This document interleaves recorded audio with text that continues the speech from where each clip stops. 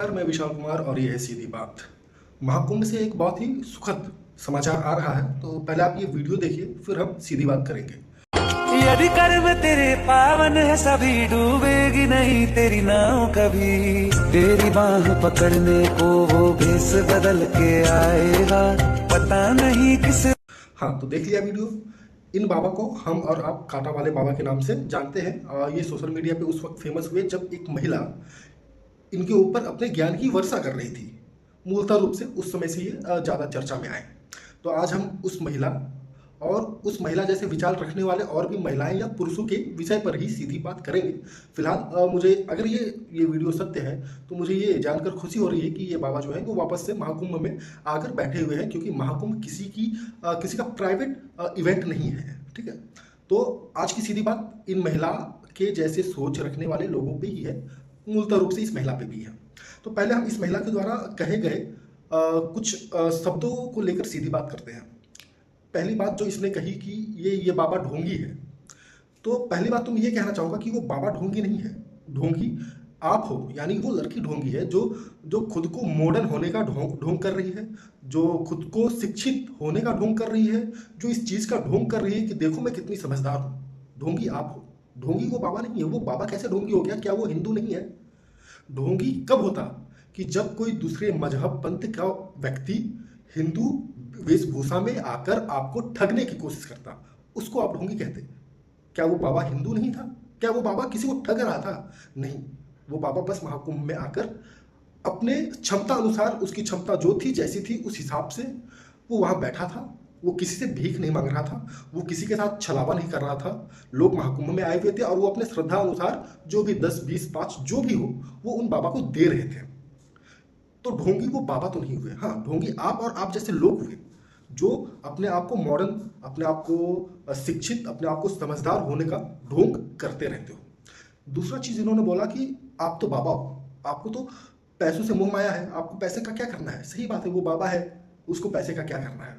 मुझे एक सवाल का जवाब दो कि भारत या देश, दुनिया के किसी भी देश में कोई ऐसा बाबा जो समाज के बीच में रहता हो, समाज के साथ रहता हो और उसको पैसे की आवश्यकता नहीं हो। वो उसको, उसकी फैमिली है, उसके परिवार है, उनको भी भूख लगती है, ठंड का मौसम है, उनको भी ठंड लगती है, कपड़े चादर चाहिए, रहने के लिए एक छत चाहिए, भले वो टूटा फूटा ही छत हो चाहिए। अब वो बाबा किसी दुकान पे जाके बोलेंगे कि बच्चा मुझे भूख लगी है, मेरे परिवार वाले भी भूखे हैं, हमें खाना बनाने के लिए अनाज दे दो। तो वो दुकानदार क्या बोलेगा? अरे हाँ बाबा ये लो ना, ले जाओ, आपको तो पैसे से मोह माया है ही नहीं, आपके पास तो पैसे होंगे नहीं, आप ये ले जाओ। ऐसा होगा क्या? नहीं होगा ना। उनको अनाज लेने के लिए पैसे देने होंगे, तो वो जो पैसे वहाँ देने होंगे वो कहीं ना कहीं से इंतजाम तो करने होंगे। तो वो बाबा अपने क्षमता अनुसार उनको जो सही लगा, जैसा सही लगा वो वहाँ कर रहे थे। किसी से भीख नहीं मांग रहे थे, किसी को छलावा नहीं दे रहे थे, किसी से कुछ झूठ नहीं कह रहे थे। क्या वो कांटे जो थे वो वहाँ नकली कांटे थे? क्या वो प्लास्टिक के कांटे थे? नहीं ना, वो कांटे असली थे ना। वो असली कांटे पे बैठ रहे थे ना। लोगों को भ्रमित तो नहीं कर रहे थे कि वो नकली कांटे पे बैठे हैं और वो बता रहे हो कि असली कांटा हो। ऐसा तो नहीं कर रहे थे ना वो। तो ढोंगी वो नहीं हुए, ढोंगी आप हुए। आप जो इतने अपने ज्ञान की वर्षा कर रहे हो, अभी कुछ समय पहले ही किसी मुल्ले मौलवी ने ये कह दिया कि महाकुंभ जिस स्थान पे हो रहा है वो वक्त की प्रॉपर्टी है। आप अपने ज्ञान की वर्षा, या आप जैसे लोग, आप जैसे बुद्धिजीवी लोग अपने ज्ञान की वर्षा क्यों नहीं वहां जाकर कर रहे हो कि ये वाक्य तुमने कैसे बोल दिया? आज आपके देवी देवताओं को अपशब्द कहा जाता है, आम बात हो गई है, तो कोई भी मुंह उठा के कह देता है। आप अपने ज्ञान की वर्षा वहां क्यों नहीं कर पा रहे हो? ये जो रोहिंग्या मुसलमान भारत में इतने सारे आ चुके हैं, जो साधुओं की वेशभूषा में, जो अपना नाम बदल कर रह रहे हैं भारत में अवैध तरीके से, आप अपने ज्ञान की वर्षा को वहां क्यों नहीं कर पा रहे हो? वहां आपका ज्ञान कहाँ चला जाता है? क्योंकि आपको मालूम है कि आप वहां नहीं जीत पाओगे। आप ये जानते हो कि आप वहीं जीतोगे जहां कोई लाचार व्यक्ति होगा।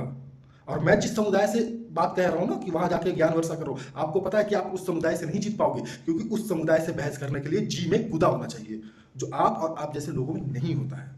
इसलिए आप जो लाचार लोग होते हैं वहां आकर अपने ज्ञान की वर्षा करते हो। और हमारा भारत का कानून आप लोगों की इतनी आज़ादी दे देता है कि आप चाहे कुछ भी कर लो, जो कानून है वो आपके फेवर में रहता है। इस वजह से आपका जो मनोबल है वो कहीं ना कहीं, मुझे ऐसा लगता है कि वो बढ़ा हुआ रहता है। इसलिए आप अपने ज्ञान की वर्षा लाचार लोगों पे ही करते हो। और एक बात मैं बता दूं, आप महिला थे, आप महिला थे, इसलिए उस बाबा को आप जो कुछ भी कहा, उन बाबा ने आपको बेटा बेटा कह के ही कहा कि बेटा ऐसा नहीं है, बेटा ऐसा नहीं है। और आपके पीछे वो जो तमाम लोग जो देख रहे थे, सुन रहे थे, वो खामोश थे, क्योंकि आप महिला थे।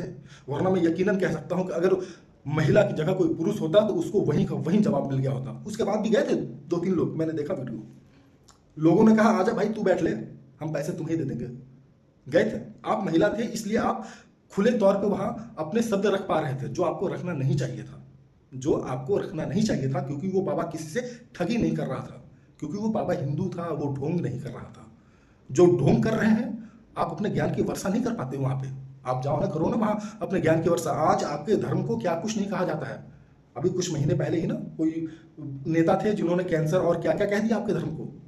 आप वहां क्यों कुछ नहीं बोल पा रहे हो? क्योंकि आपको पता है कि वहां आप जीत नहीं पाओगे। आपके जी में गूदा नहीं है ना, इसकी वजह से। और मैं सीधी बात कहना चाहूंगा कि आवाज उठाना आपका और हमारा अधिकार है, हक है। आवाज उठाना चाहिए, लेकिन आवाज वहां उठाइए जहां आवाज उठाने की आवश्यकता हो। वहां आवाज मत उठाइए जहां कोई आवश्यकता ही ना हो। आपको आवाज उठाना है, आप उठाइए कि भारत में इतने रोहिंग्या मुसलमान कैसे आ गए हैं। आपको आवाज उठाना है तो उठाइए कि ये वक्फ बोर्ड की मनमानी भारत में कब तक चलेगी। आपको आवाज उठाना है तो उठाइए कि जो मंदिर है हमारे, वो सरकार के अंडर क्यों आते हैं और मस्जिद वगैरह क्यों नहीं आते हैं। आपको आवाज उठाना है तो इस पे उठाइए ना, लेकिन नहीं, आप इन सब पे कहाँ आवाज उठाओगे। यहाँ पे तो आपके जो ज्ञान की वर्षा है ना, वो खत्म हो जाती है। इसलिए आप इन मुद्दों पे आवाज नहीं उठा सकते हो। आज गाय काटे जा रहे हैं, गाय को माता कहते हो ना, आवाज उठाइए ना, आप वहां उठाइए आवाज। आप बताइए आप में कितना ज्ञान है, आप कितने ज्ञानी हो, आप कितने मॉडर्न हो, आप कितने खुले विचारों के व्यक्ति हो। आप उठाइए आवाज वहां पे। हाँ, आपसे वहां आवाज नहीं उठाई जाएगी। आज की सीधी बात बस इतनी है कि अपने सोच के स्तर को हल्का बढ़ाने की कोशिश कीजिए। आपके बातों से ये झलकता है कि आपके सोच की स्तर कितना नीचे रहा होगा। आज की वीडियो में इतना ही, मिलता हूं फिर किसी नई वीडियो में।